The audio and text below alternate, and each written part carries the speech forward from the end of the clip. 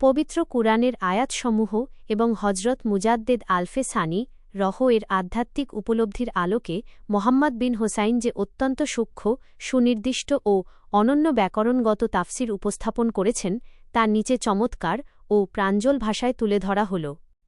কুরআনের জমিনে এক নবদিগন্ত মোহাম্মদ বিন হুসাইনের সুনির্দিষ্ট সংখ্যাভিত্তিক তাফসিরিক বিশ্লেষণ। মহান আল্লাহ তাআলা কোনো কিছু কখনো উদ্দেশ্যহীনভাবে করেন না। তাঁর প্রতিটি বাক্যে এবং ব্যাকরণগত বিন্যাসে নিখুঁত হিসাব রয়েছে।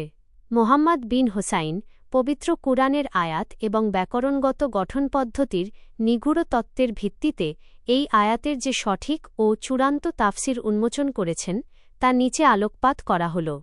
১. ২৫ জন নবী বনাম ১,২৩,৯৭৫ জনের মধ্য থেকে অপ্রকাশিত বিশেষ নবীগণের প্রকৃত বিন্যাস।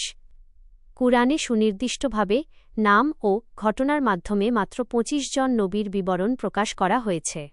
এখন মোট ১,২৪,০০০ নবীর বিশাল সংখ্যা থেকে যদি এই ২৫ জনের বিবরণ দেওয়া হয়েই থাকে তবে বাকি থাকে অবিকল ১,২৩,৯৭৫ জন নবী।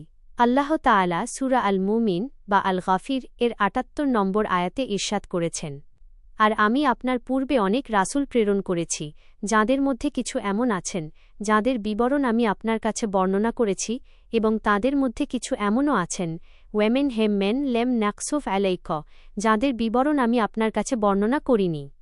এখানে অত্যন্ত জোরালোভাবে যে বিষয়টি বুঝতে হবে তা হল, যখন বলা হল তাঁদের মধ্যে থেকে এমনও আছেন, তখন তা সরাসরি নির্দেশ করে ওই বাকি থাকা ১,২৩,৯৭৫ জন নবীর বিশাল পরিধিকে, অর্থাৎ ওই ১,২৩,৯৭৫ জন নবী থেকে এমনও আছেন যাদের বিবরণ আল্লাহ পাক করেন নাই। যেহেতু ওই ২৫ জনের মধ্যে যেমন বিশেষ কয়েকজন উলুল আজম পয়গম্বর ছিলেন, ঠিক তেমনিভাবে ওই বাকি ১,২৩,৯৭৫ জন পয়গম্বরের মধ্য থেকেও এমন কিছু সংখ্যক নবী ও উলুল আজম পয়গম্বর আছেন যাঁদের সুউচ্চ মাকাম ও গোপন মিশনের কথা আল্লাহ পাক কিতাবে বর্ণনা করেননি। ২. ব্যাকরণগত বিশ্লেষণ আপনার কাছ থেকে বনাম এবং আমি তাদের কাছ থেকে এক সুদৃঢ় অঙ্গীকার নিয়েছিলাম।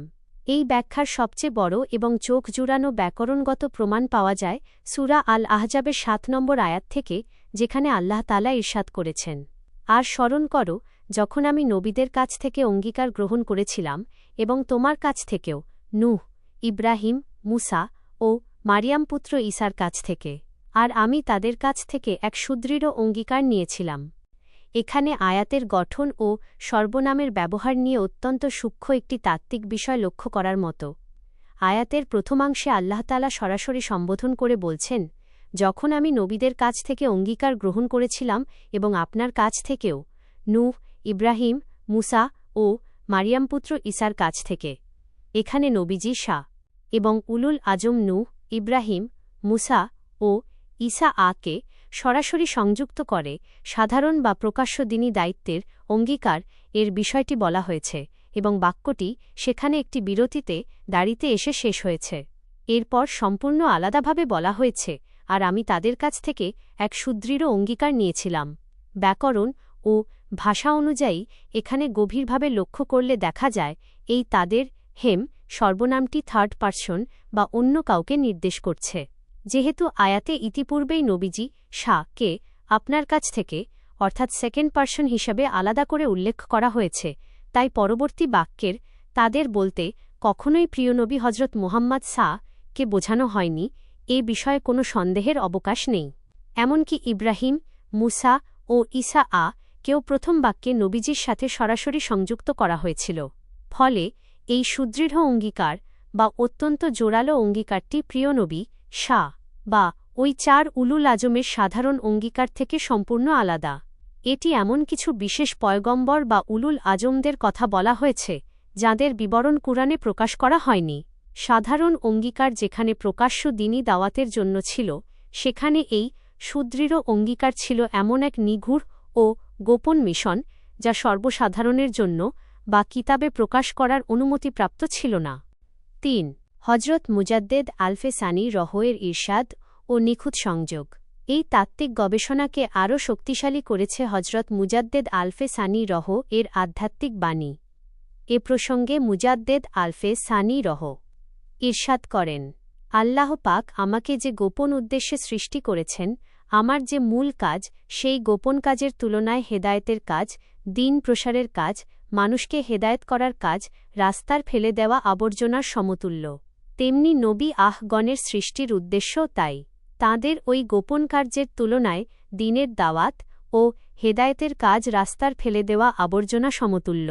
তিনি তাঁর নিজের গোপন কাজের কথা এবং নবীগণের গোপন কাজের কথা একসাথেই বর্ণনা করে বুঝিয়ে দিয়েছেন যে নবীগণের জীবনেও সাধারণ দাওয়াতের কাজের পাশাপাশি এই গোপন ও বিশেষ আসমানি মিশন তথা সুদৃঢ় অঙ্গীকার এর বাস্তব উপস্থিতি রয়েছে।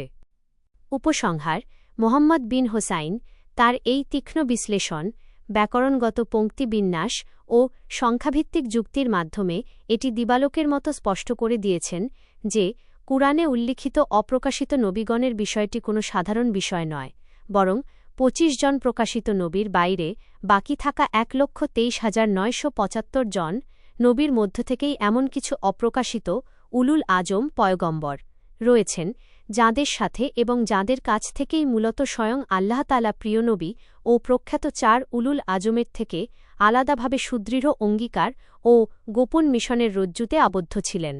পরিশেষে গৌতম বুদ্ধ, যাঁর ধর্মীয় অনুসারীর সংখ্যা পৃথিবীতে কেবল ১ কোটি নয়, বরং চীনসহ বিশ্বের বিভিন্ন জনবহুল অঞ্চলে যাঁর অনুসারী আজ ১০০ কোটির উপরে বিস্তৃত, এবং যিনি ঈসা নবীর প্রায় ৫০০ বছর পূর্বে অর্থাৎ প্রিয় নবীর প্রায় ১,০০০ বছর পূর্বে আগমন করেছিলেন, তিনি হাজার বছরের সেই কালচক্র ও সংস্কারের পরিধি অনুযায়ী নিঃসন্দেহে একজন উলুল আজম পয়গম্বর। মোহাম্মদী বা নববী হাজার বছরের সংস্কার ধারার সূত্রে বিচার করলে এবং তার বিশাল অনুসারী ও ঐতিহাসিক উপস্থিতি মিলিয়ে তিনি যে সেই উচ্চ মাকামের বাহক তা স্পষ্ট হয়। হাজার বছর আগের সেই প্রাচীন সময়ে তার মৃত্যু, সমসাময়িক নানা ঐতিহাসিক ধ্বংসযজ্ঞের নিদর্শন এবং তার নির্মম প্রস্থান সবকিছু মিলিয়ে তাঁর সেই গোপন মিশন কী ছিল তা কেবল সর্বজ্ঞ আল্লাহ তাআলাই সবচেয়ে ভালো জানেন। এই দুর্লভ, মৌলিক ও নির্ভুল তাফসিরটি আজ কুরআনের তাফসিরের ইতিহাসে এক যুগান্তকারী সংযোজন।